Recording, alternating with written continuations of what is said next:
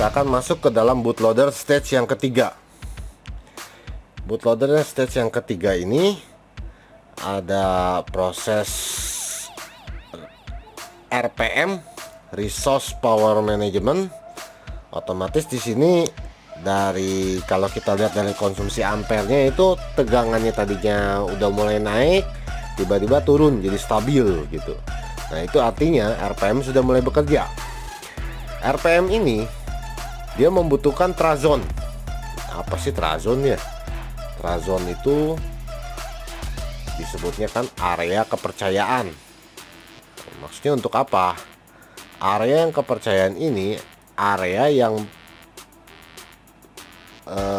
kita diperbolehkan untuk melakukan proses-proses tertentu seperti memunculkan USB portnya atau berkomunikasi langsung dengan modem sebelahnya, ataupun kita bisa memproses yang hal-hal yang lain. Nah, berikutnya adalah proses LK atau little kernel. Sinilah proses mulai munculnya display, mulai munculnya tombol-tombol tertentu bisa difungsikan. Misalkan tekan tombol tertentu bisa masuk ke dalam recovery misalkan, ataupun kita bisa masuk ke dalam fastboot mode. Nah, ini sini LK ini udah termasuk sebetulnya. Dan ada proses kernel ini akan mengarah sebetulnya ke arah sistem. Cuman kernel tersebut kita nggak akan bahas, kita langsung bahas ke dalam prakteknya pada lapangan yang terjadi. Kita akan mulai dari MTK dulu. Kalau MTK sih enak ya sebetulnya, proses trazon dan proses RPM tersebut itu sebetulnya udah ada dalam preloader. Namun bagian LK-nya, bagian little kernelnya itu dimulai sejak U-boot mulai bekerja. Nah, U-boot ini dia otomatis dia akan memanggil partisi logo untuk memunculkan gambarnya. Nanti kalau kita lihat di handphone tuh, oh udah ada logonya gitu kan, logonya tapi diem gitu, gambarnya belum ada animasi, belum ada apa-apa, diem aja logonya. Itu artinya U-boot sudah bekerja. U-boot sudah terproses, dan LK dalam grafik blok diagram ini dia sudah bekerja dengan baik. Di dalam SOC yang lain kita akan temukan, kita akan bisa melihat di dalam Exynos. Misalkan di Exynos, di mana sih letak bootloader stage yang ketiga? Bootloader stage yang ketiga ini sebetulnya udah di dalam SBoot-nya. Dia pun sudah bergabung. Kalau di MTK tadi ada preloader sama U-boot, dia dipisah. Kalau di dalam Exynos itu udah bergabung menjadi satu SBoot-nya, termasuk sama RPM-nya juga. Hanya bagian trazonnya dia pisahkan. Makanya di sini ada partisi TZSW. Nah, ini disebut trazon software.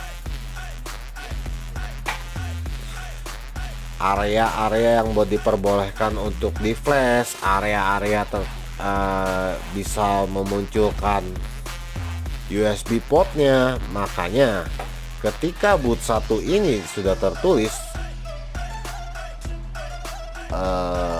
gambar logo di handphone, itu akan muncul gambar Odin ya, gambar si Androidnya itu tuh untuk proses flashing. Itu artinya apa? Boot 1 sudah bekerja.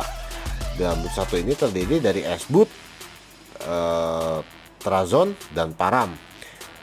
Nah, param ini isinya apa? Param ini isinya kebetulan untuk Exynos ini diisi dengan logo-logo.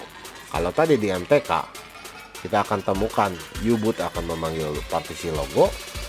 Nah, kalau di Exynos dia akan memanggil partisi param. Paramnya ini sebetulnya dia akan ada dua tempat.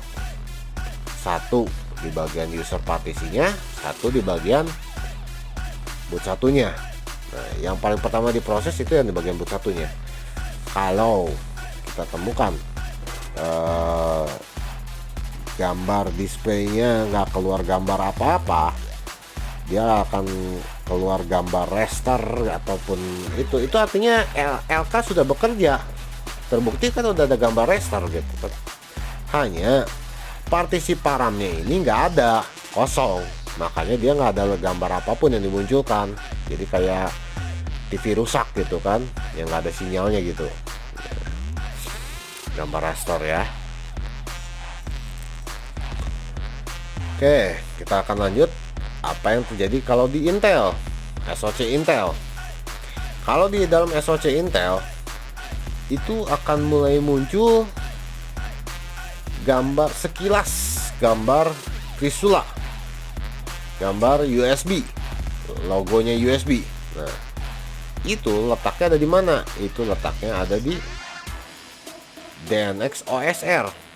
Di dalam DNX OSR ini sebetulnya isi kontennya hampir mirip dengan DNX firmware, karena dia mempunyai tugas yang hampir mirip. Karena ini juga masih bagian dari POST yang sudah saya sebutkan dalam video tutorial sebelumnya. Nah, di dalam DNX OSR ini berisi tentang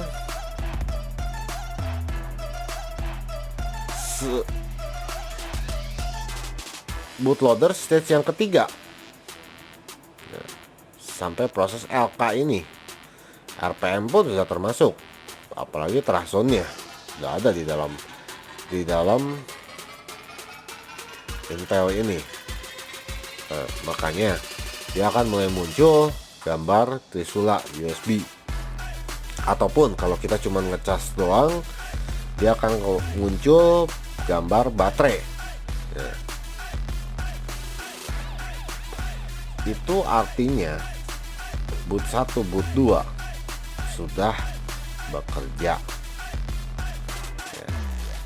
Nah, itu artinya proses bootloader ini sudah dari bootloader stage 1, stage 2 dan stage 3 sudah bekerja.